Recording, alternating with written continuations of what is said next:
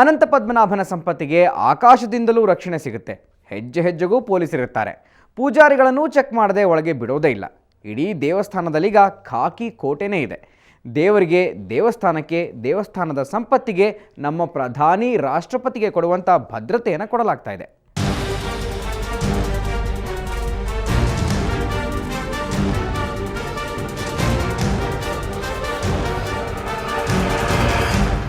ಲಕ್ಷಾಂತರ ಕೋಟಿ ರೂಪಾಯಿಯ ಮೌಲ್ಯದ ಅನಂತ ಪದ್ಮನಾಭ ಸ್ವಾಮಿಯ ಸಂಪತ್ತು ರಕ್ಷಣೆ ಇಲ್ಲದೆ ಏನೂ ಇಲ್ಲ.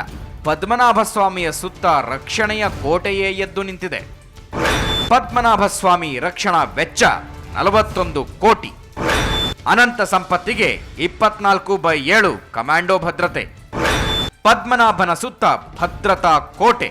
ಪದ್ಮನಾಭ ಸ್ವಾಮಿ ದೇಗುಲಕ್ಕೆ ಮೊದಲು ಇಷ್ಟೊಂದು ಭದ್ರತೆ ಇರಲಿಲ್ಲ. ಯಾವಾಗ ದೇಗುಲದಲ್ಲಿ ಇಷ್ಟೆಲ್ಲ ಆಭರಣ, ವಜ್ರ, ವೈಢೂರ್ಯಗಳಿವೆ ಅನ್ನೋ ಸತ್ಯ ಗೊತ್ತಾಯಿತೋ ಕೇರಳ ಸರ್ಕಾರ ಎಚ್ಚೆತ್ತುಕೊಳ್ತು. ಪದ್ಮನಾಭ ಸ್ವಾಮಿಯ ದೇವಸ್ಥಾನಕ್ಕೆ ಒಂದು ವಿಶೇಷ ಪೊಲೀಸ್ ಕಂಟ್ರೋಲ್ ರೂಮ್ ಮತ್ತು ಪೊಲೀಸ್ ಸ್ಟೇಷನ್ ಸಿದ್ಧವಾಯಿತು. ರಾಜ್ಯ ಸರ್ಕಾರದ ಕ್ಯಾಬಿನೆಟ್ ಮೀಟಿಂಗ್ನಲ್ಲಿ ಪದ್ಮನಾಭ ಸ್ವಾಮಿ ರಕ್ಷಣೆಗಾಗಿ 41 ಕೋಟಿಯ ಯೋಜನೆಯನ್ನ ರೂಪಿಸಲಾಯಿತು.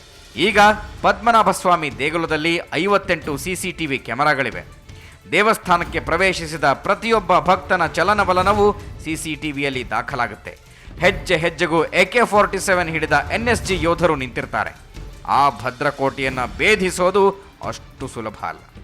ಪ್ರಧಾನಿ ಮನಮೋಹನ್ ಸಿಂಗ್, ರಾಷ್ಟ್ರಪತಿ ಪ್ರತಿಭಾದೇವಿ ಸಿಂಗ್ ಪಾಟೀಲ್ ಅವರಿಗೆ ಎಷ್ಟು ರಕ್ಷಣೆ ಕೊಡ್ತಾರೋ ಅಷ್ಟೇ ರಕ್ಷಣೆಯನ್ನ ಪದ್ಮನಾಭ ಸ್ವಾಮಿ ಸಂಪತ್ತಿಗೂ ನೀಡಲಾಗ್ತಾ ಇದೆ. ಸಂಪತ್ತಿನ ವಿವರ ಗೊತ್ತಾಗೋದಕ್ಕೂ ಮೊದಲು ದೇವಸ್ಥಾನದ ಎಷ್ಟೋ ಕಿಟಕಿಗಳು ಓಪನ್ ಆಗಿದ್ವು. ಆ ಓಪನ್ ಕಿಟಕಿಗಳಿಗೆ ಈಗ ಸ್ಟೀಲ್ ಕಂಬಿಗಳನ್ನು ಅಳವಡಿಸಲಾಗಿದೆ. ಪ್ರತಿಯೊಬ್ಬ ಭಕ್ತರು ಎಕ್ಸ್ರೇ ಸ್ಕ್ಯಾನರ್ ಮೂಲಕ ಪರಿಶೀಲನೆಗೊಳಪಟ್ಟೆ ದೇವಸ್ಥಾನವನ್ನು ಪ್ರವೇಶಿಸಬೇಕು. ಸಿಸ್ಮೋಗ್ರಾಫ್ ಅಲಾರ್ಮಿಂಗ್ ಸಿಸ್ಟಮ್ ಅಳವಡಿಕೆ. ಸಿಸ್ಮೋಗ್ರಾಫ್ ಭೂಕಂಪ ಮಾಪನ ಕೇಂದ್ರಗಳಲ್ಲಿ ಬಳಸುವಂತಹ ವ್ಯವಸ್ಥೆ.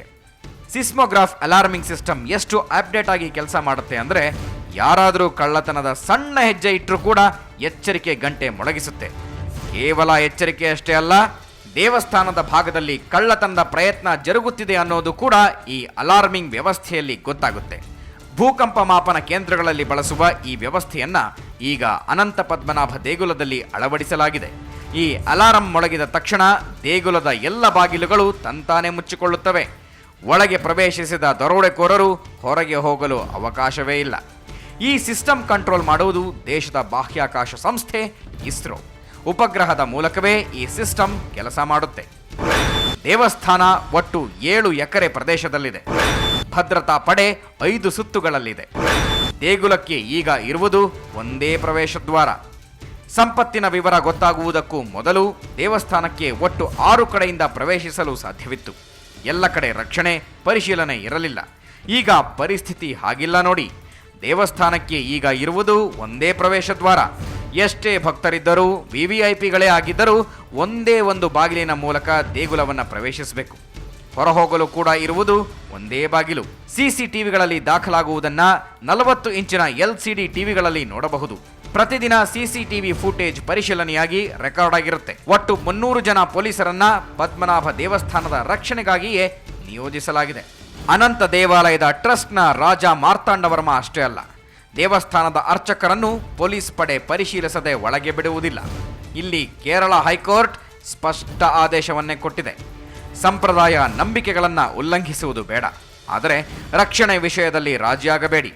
ಭಕ್ತರ ಧರ್ಮ, ನಂಬಿಕೆಗಳಿಗೆ ಘಾಸಿಯಾಗದಂತೆ ರಕ್ಷಣೆ ಮಾಡುವಂತೆ ಸ್ಪಷ್ಟ ಸೂಚನೆ ಕೊಟ್ಟಿದೆ. ಪದ್ಮನಾಭ ದೇಗುಲದಲ್ಲಿ ಕತ್ತಲಾಗೋದೇ ಇಲ್ಲ. ದೇವಸ್ಥಾನದಲ್ಲಿ ಕರೆಂಟ್ ತೆಗೆಯುವಂತಿಲ್ಲ. ದಿನವಿಡೀ ಪವರ್ ಸಪ್ಲೈ ಆಗ್ತಾಲೇ ಇರಬೇಕು. ಅಕಸ್ಮಾತ್ ಏನಾದರೂ ಕರೆಂಟ್ ಹೋದರೆ ತಕ್ಷಣ ಒಂದೇ 1 ಸೆಕೆಂಡ್ ಲೇಟ್ ಇಲ್ಲದೆ ಕೂಡ UPS ಕೆಲಸ ಶುರು ಮಾಡುತ್ತೆ. ಜನರೇಟರ್ ತಕ್ಷಣ ತನ್ನ ಕೆಲಸವನ್ನು ಶುರು ಮಾಡುತ್ತೆ. ಪದ್ಮನಾಭ ದೇಗುಲದಲ್ಲಿ ಕತ್ತಲು ಕವಿಯೋದಕ್ಕೆ ಅವಕಾಶನೇ ಇಲ್ಲ. ಅಷ್ಟೇ ಅಲ್ಲ, ಅಲ್ಲಿ ಮೊಬೈಲ್ ನೆಟ್ವರ್ಕ್ ಸದಾ ಕೆಲಸ ಮಾಡುತ್ತೆ. ಆದರೆ ಭಕ್ತರು ದೇವಸ್ಥಾನದ ಒಳಕ್ಕೆ ಮೊಬೈಲ್ ಒಯ್ಯುವಂತಿಲ್ಲ. ಮೆಟಲ್ ಡಿಕ್ಟೇಟರ್ಗಳು ಒಂದೇ ಒಂದು ಲೋಹದ ವಸ್ತುವನ್ನು ಒಳಗೆ ಹೋಗದಂತೆ ಪತ್ತೆ ಹಚ್ಚುತ್ತವೆ. ದೇವಸ್ಥಾನದ ಸುತ್ತಲೂ ಒಂದು ಗಸ್ತು ಪಡೆ ಸದಾ ಗಸ್ತು ತಿರುಗುತ್ತಾನೆ ಇರುತ್ತವೆ. 5 ಸುತ್ತಿನ ಕೋಟೆ ದಾಟಿ ಬರುವುದು ಅಸಾಧ್ಯ.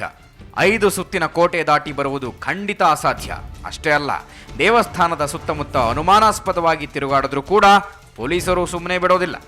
ಇಷ್ಟೆಲ್ಲ ಇದ್ರೂ ಒಂದು ಆತಂಕ ಇರೋದು ಸಮುದ್ರದ ಬಗ್ಗೆ. ಇಲ್ಲಿನ ಭಕ್ತರಲ್ಲಿ ಒಂದು ನಂಬಿಕೆ ಇದೆ. ಸುನಾಮಿ ಬಂದಾಗ ಅನಂತ ಪದ್ಮನಾಭ ಸ್ವಾಮಿಯ ದೇವಸ್ಥಾನದ ಸುತ್ತಮುತ್ತ ಒಂದೇ ಒಂದು ಸಾವು ಕೂಡ ಸಂಭವಿಸಿರಲಿಲ್ಲ. ಪದ್ಮನಾಭ ಸ್ವಾಮಿಯೇ ಸುನಾಮಿಯಿಂದ ತಮ್ಮನ್ನ ರಕ್ಷಿಸಿದ ಅನ್ನೋದು ಸ್ಥಳೀಯ ಭಕ್ತರ ನಂಬಿಕೆ.